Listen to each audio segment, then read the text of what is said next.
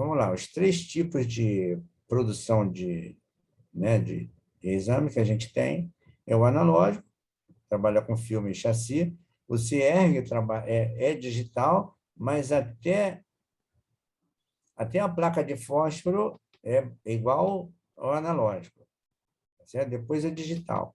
E o DR, que já é digital, já a partir do receptor de imagem. Mas até a terceira etapa é tudo igual. Então, vamos lá. Na primeira etapa, deixa eu ver o que está escrito aqui. Na primeira etapa, ocorre ionização no analógico? Ocorre, então está aqui. Na segunda etapa também ocorre, já vimos onde que é, não é isso? Segunda, ó, filamento, ponto focal, segmento anatômico radiografado, que é o terceiro, é a interação do feixe com os tecidos. Quarto é o quê? Quarto, a interação do feixe de transmissão com o material do ecrã, produzindo luminosidade. Quinta etapa, ionização das moléculas de brometo de prata no filme. E sexta etapa, a conversão, né, da ionização do átomo de prata, o íon de prata, para prata metálica, prata preta. Tudo bem. E no CR, muda alguma coisa a primeira etapa? Não, é a mesma coisa. Segunda etapa, lá no ponto focal, muda alguma coisa? Não, é a mesma coisa. Terceira etapa, a interação do feixe com os tecidos do segmento radiografado. Muda alguma coisa? Não, não muda. Quarta etapa, o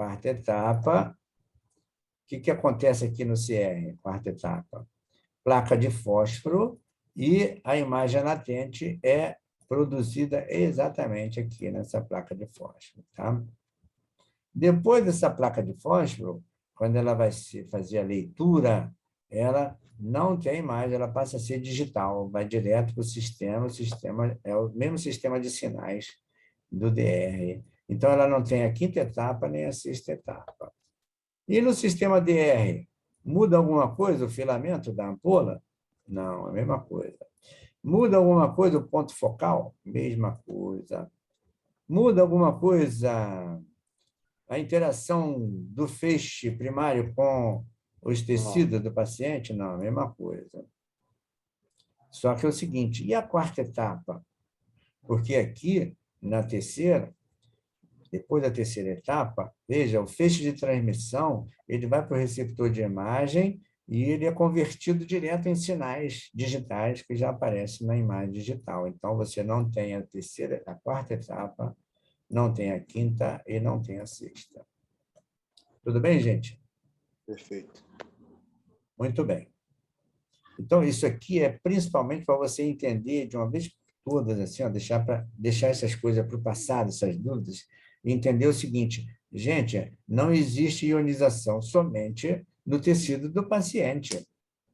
A gente não estuda toda essa gama de coisas só para estudar o efeito, a interação cômputo e fotoelétrica e seus efeitos. Não é isso, não. Tem muito mais coisas. Essas interações cômputo e fotoelétricas, elas existem também em outros materiais, madeira, tampo da mesa, plástico, onde tiver e incidir, vai acontecer. E vai produzir radiação secundária também. Tá certo?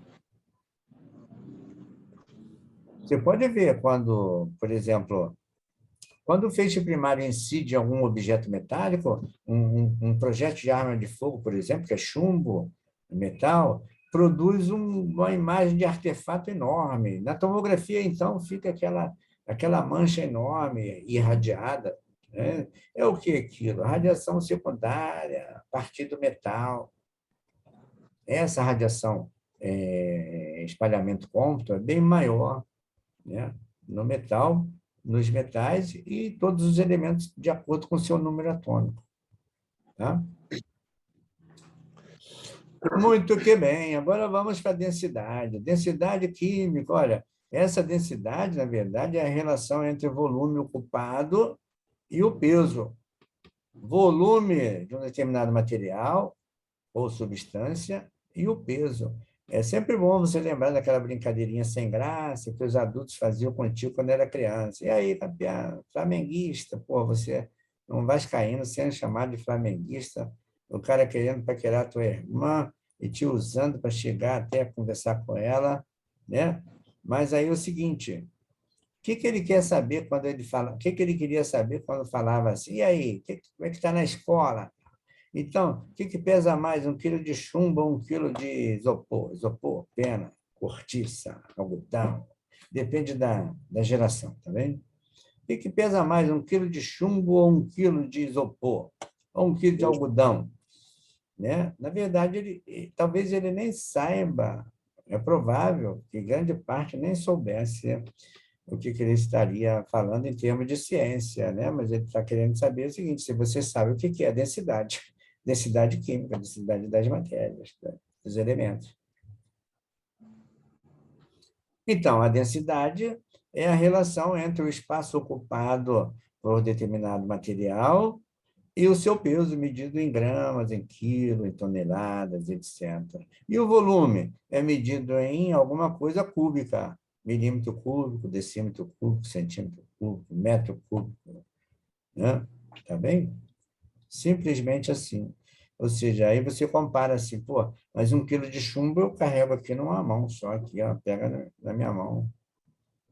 E 1 quilo de isopor, o que que precisa ser? Olha o volume que precisa ser ocupado por 1 quilo de isopor. Provavelmente aí, né, uns 2 metros cúbicos, aquele dado, aquele cubo, né, de jogar o or, gigante, como se fosse uns 2 metros. Aí eu calculo que seja 2 metros. Por quê? O que que difere? É o volume. E significa o quê? Que os dois têm a mesma quantidade de átomos. O que vai diferenciar é a agregação, a forma com que esses átomos se agregam um com o outro, ou se for substância, que a substância agrega esses átomos em forma de moléculas. Tá bem, gente?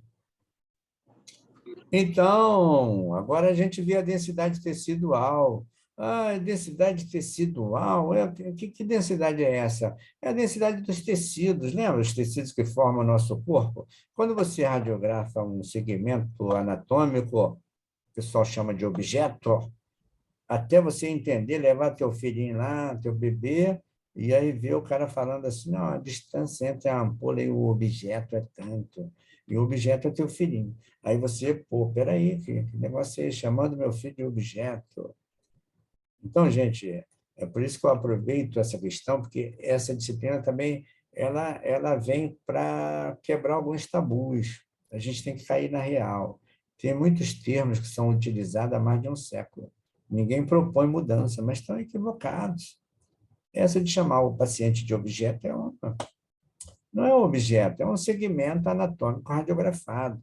Ah, e por que que tem o nome de objeto? É porque os pesquisadores, não é isso? Inclusive o Röntgen, quando produziam as primeiras imagens, eles produziam não com ser humano, tá certo? Eles produziam com objeto, parafuso, chave, alicate, tá certo? Só depois que a mão humana e os segmentos humanos vieram. Então, até hoje, ninguém mudou esse negócio, porque a radiologia ela não nasceu no seio da saúde, né? Não tinha um profissional de saúde produzindo raio-x como pesquisador, eram químicos e físicos, tá certo?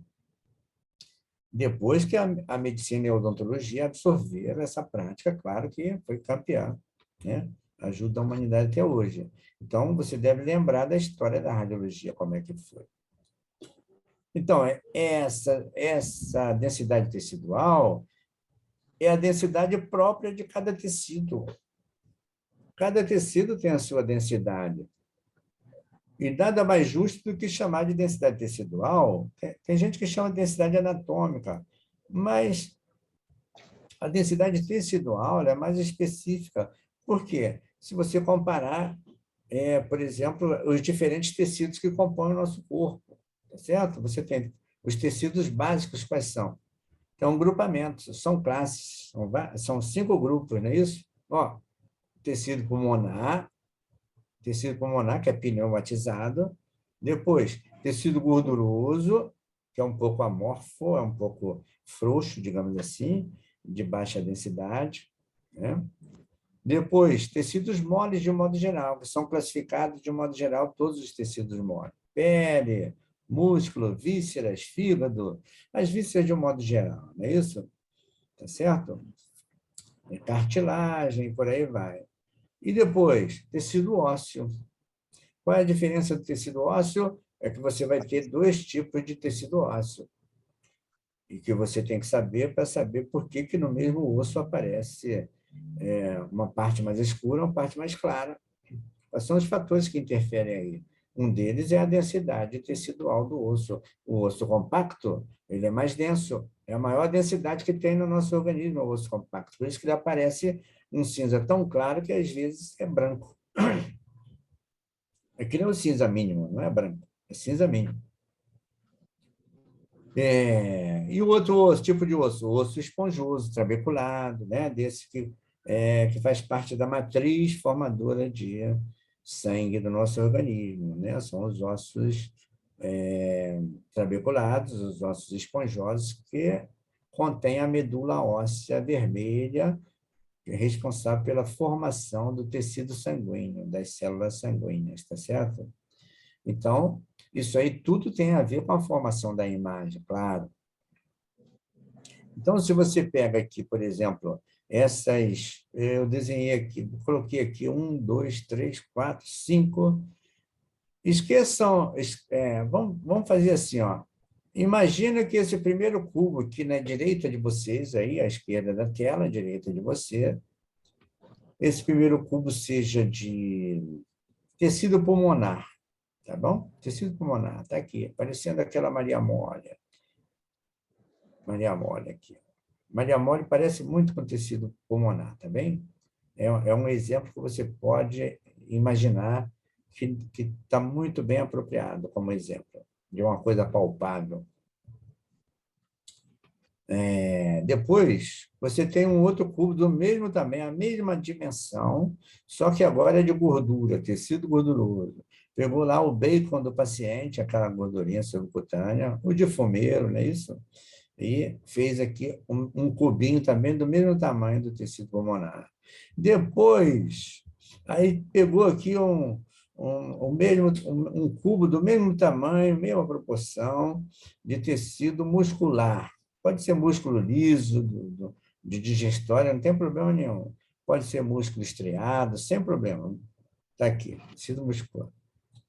Depois pegou um outro e fez de tecido ósseo, mesmo tamanho, tecido ósseo esponjoso, pegou lá a extremidade dos ossos longos, esses ossos curtos, por exemplo, o corpo das vértebras, os ossos do carpo, todos eles são ossos esponjosos, tá?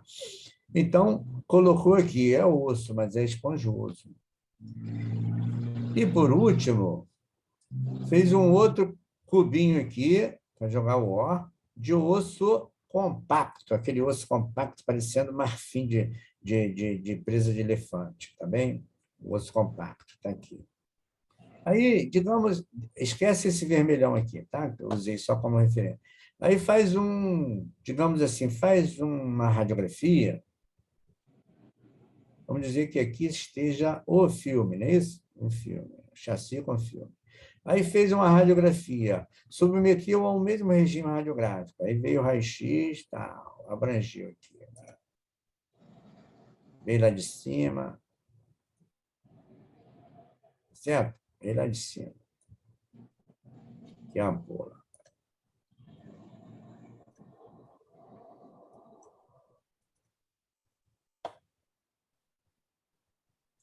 Muito bem. Aqui é a ampola. Aí pegou esse filme aqui e processou. Como é que vocês acham que sairia aqui a densidade óptica, ou o tom de cinza de cada cubinho desse aqui? Como é que sairia? Fala aí para mim. Quem pode me ajudar? Eu sabia isso, mas me deu um branco aqui agora. De vez em quando preciso de ajuda de vocês. Fala aí para mim. Está ouvindo? Tô. Falhou. Repete aí, por favor. Claros. Oi? Uns mais escuros, tons de cinza, outros mais claros. Certo, mas quais os mais escuros, quais os mais claros? Tem uma ordem? Como é que é isso aqui? O mais claros seriam os tecidos mais rígidos, digamos assim, né? Os tecidos moles seriam mais escuros, é isso? Por causa da densidade? Que densidade? De qual densidade você fala? Densidade óssea, no caso. Densidade. Mas você está falando só do osso? Você não está falando dos tecidos? Sim, Então, tem os tecidos que seriam mais escuros. então você No está caso, falando, das densidades teciduais, tá certo? Você isso. não pode esquecer. Tudo bem, o teu raciocínio está adequado, mas assim, ó, só para não pra enfatizar, você não pode esquecer de que o osso é um tecido, tá certo? O osso esponjoso é um tecido, o osso compacto é o mesmo tecido ósseo, mas com uma diferenciação das trabéculas. O tecido mole está numa classificação geral dos tecidos moles, são tecidos. A gordura é tecido gorduroso ou adiposo. O tecido pneumatizado pulmonar é também o tecido próprio do pulmão. Tudo é tecido, então você vai sempre se referir à densidade tecidual própria de cada um, tá bom? Uhum. Então, porque aí vem o teu raciocínio, que está lógico, está tranquilo. Ou seja, como eles têm o mesmo volume e receberam o mesmo regime radiográfico na exposição, passaram pelo processo igual de todos, o que, que vai acontecer? Qual é o único fator anatômico, né, que vai interferir na formação da tonalidade de cinza? É o chamado. Não, espessura não, cara. Não, não estamos Espera, falando não? que todos são iguais, não são todos iguais. Uhum. Então, você não tem variação de espessura, nem de volume. Todos são iguais, lembra? Uhum. Então, qual vai ser o único fator anatômico que vai interferir isso aqui? Densidade tecidual de cada um. Nossa, Tudo bem? perfeito. Tudo bem? Ó, Uhum. o pulmão, baixa densidade tecidual, baixíssima, porque tem pouco tecido, porque parte do volume é ocupado por ar, bolhas de ar. Por isso que ele é pneumatizado. Então, enquanto os fótons se propagam através dessas bolhas de ar, eles têm uma atenuação muito baixa. Eles deixam passar através dele uma quantidade enorme de fótons que vão escurecer a imagem aqui no receptor. Está tranquilo? Uhum. E aqui o tecido gorduroso, não tanto quanto o tecido pneumatizado, mas a gordura também, né? A gordura também é menos densa, tecidualmente falando, é menos densa do que o tecido mole.